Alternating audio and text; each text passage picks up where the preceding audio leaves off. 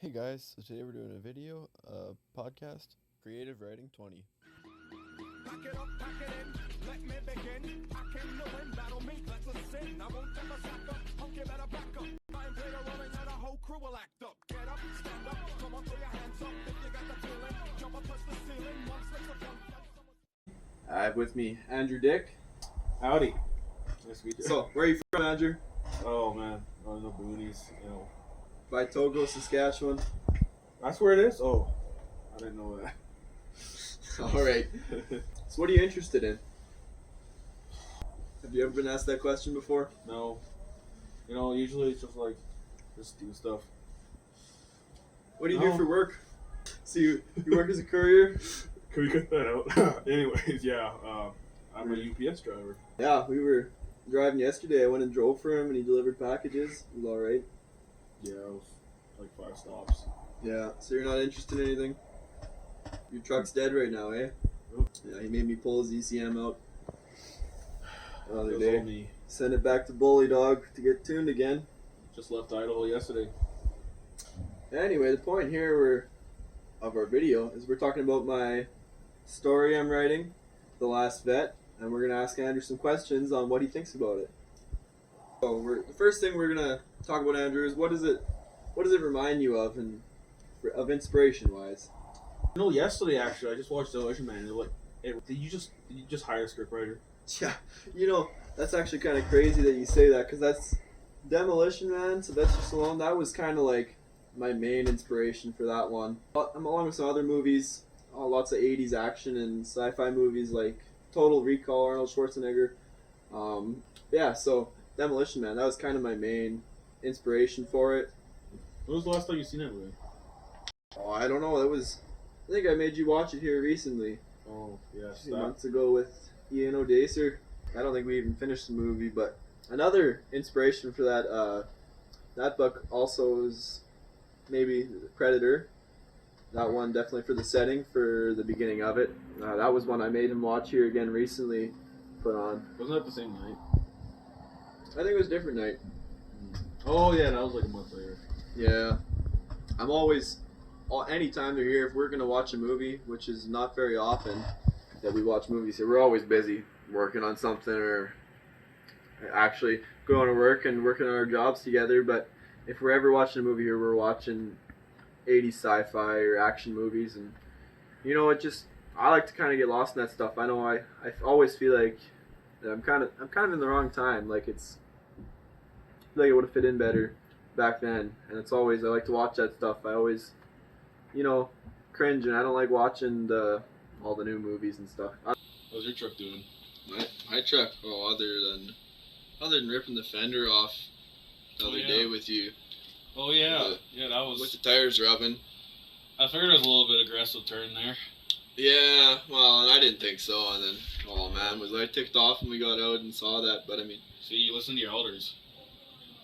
Yeah, normally you're wrong though. What was your first thoughts when you read that? What did you think of it? Was it intriguing? Was it leave you? Like, dang, this is just revelation. Revelation, that's a good thing. That's another inspiration, honestly, for that story is the Book of Revelation, in the Bible. Yeah, who wrote the Book of Revelation again? Was it John? One of the Johns. Maybe. I was pretty sure it was a John. I think it started with a J. Maybe James. No. Yeah. Is this on? Hello, testing. No, that's for decoration. That's awkward. Yeah, that was cameraman's idea. I kind of told him that's a dumb plan, man. Nobody's gonna think it's actually on because they're not gonna be able to hear us in the phone. But I mean, Placebos do exist. makes it look like professional. Anyway, any final words on my story here? Anything? And here's a good question. Is there any ideas or any things that'd be cool to continue in it and add to the story in the later chapters that I am currently working on in the process? Make Alice slightly less annoying. I think she'd be more annoying. Like I don't know if she's gonna occur in the story again. She's kind of just like a one-time. No. What year was it 2040? again? 2040. Yeah. That's not very far. It's not very far. That's the scary It's thing. fast in that story. Yeah, it's, You know what? that's what they're saying right now. There was one Reality. thing I caught you on that story though that didn't make sense. What's that? There was like a description about Alice being like humanoid with like their joints were all like perfectly like human with like skin and every flesh covering, and then there's one snippet later down where you could see the joints like described. You see, that's true there. That's not something I put a whole lot of thought to, but what I'm thinking kind of is it's just Alice is kind of more a high-tech version, and she's like a doctor, like a nurse, right? Try and make her more human-like. So the ones that are just at the cash register, they're behind the counter, so they're just kind of, they don't move or anything. You know, Alice is supposed to be kind of like supposed to mimic an actual human, and she walks around the room and stuff and runs things kind of like a doctor. And the ones at the what did I even call that place? I don't remember now. No idea. So you got your iRobot Look it vacuum up. cleaners. Look it and up then in you the. got your Tesla. Look it up in the Optimus book there. Look it up in the book. What did I call that place? I don't even remember. Shoot. Model. Goes a long ways. Yeah, I kind of just came up with that on the fly. Which chapter is this for? Chapter 2. That's where it talks about That's when he wakes up in the hospital room and Alice is there, and then she drugs him to put him to sleep because he starts to think about it too much, and then he wakes up all weird, and she lets him out, and he goes and gets his food. You know, I think I'm blind. Tries to buy his Marlboros, and they're like, "We don't got Marlboros here. We don't sell that stuff. We just got those weird, eerie cubes of rations." Actually, I have it all printed out, but I don't remember where I put that. I just have chapter 2 here. Just in your back pocket. Yeah, I just keep it on me. Is there anything that you'd like to add to the story? Any ideas, like, for the future? Ideas from different movies and stuff? New ideas? Do you want to throw anything wacky in there? Or I've got crazy? a big one here. What's that? Add Cybertrucks.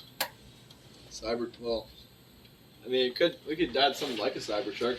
You gotta like come up with some way to wait. So you gotta come with more. Okay, get Aaron on a vehicle like a taxi or something. Just get into that sort of line.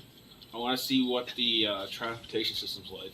Yeah. So one thing I'm actually thinking of for this movie is he's from the 80s, right? So he used to drive the Bullnose, and when he died, they had just came out with a Bricknose F-150 Was it a 4x4? for 2 years. So I'm thinking he's gonna like he's gonna start talking to people. One thing the teacher actually said is I need to add more characters to be filling in things. And like right now, what he said he's noticed in the story is there's a lot of just talking about the setting and what's happening, whereas I should be adding characters that are telling him about things, random people. And I don't want to add too much to that because I'm kind of thinking one thing I've noticed in our world today is that everyone is kind of just head down, not socializing, mind your own business. So I want to kind of emphasize that in this.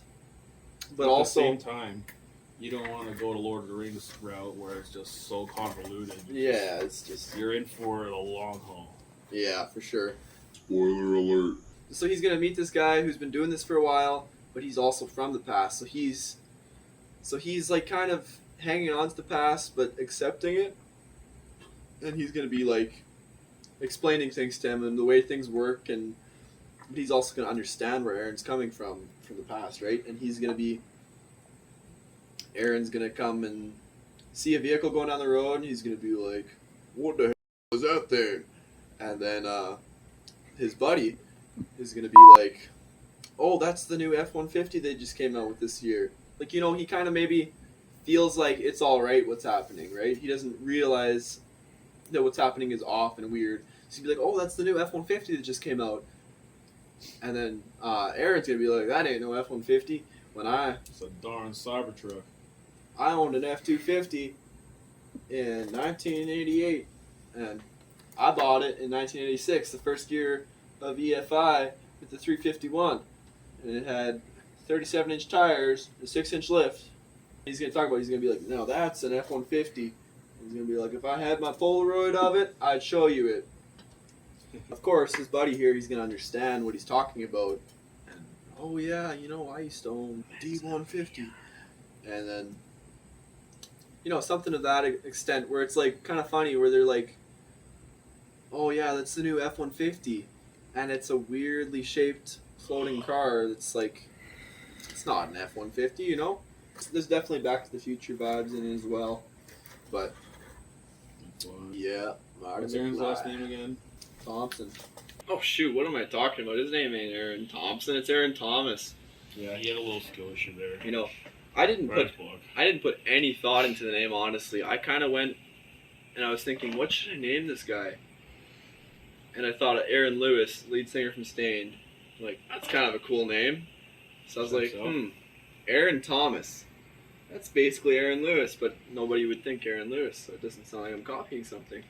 But that's kind of what I did there. That's my inspiration for that. Man, you know, I always think country music these days, I don't like it. You know, modern country music doesn't compare to the old Alan Jackson and Merle Haggard and Soul's left and it's all repetition. it's all repetition, beer and girls and trucks, you know. There's definitely good music out there, but one I do like Aaron Lewis because it's a lot of country music is just auto-tune and repetition, whereas Aaron Lewis is actually, that's one of my favorite vocalists.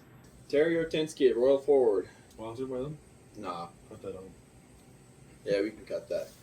Anyway, we better shut this down because we're probably at 30 minutes of recording at this point, and Andrew's got to edit this by tomorrow night or something.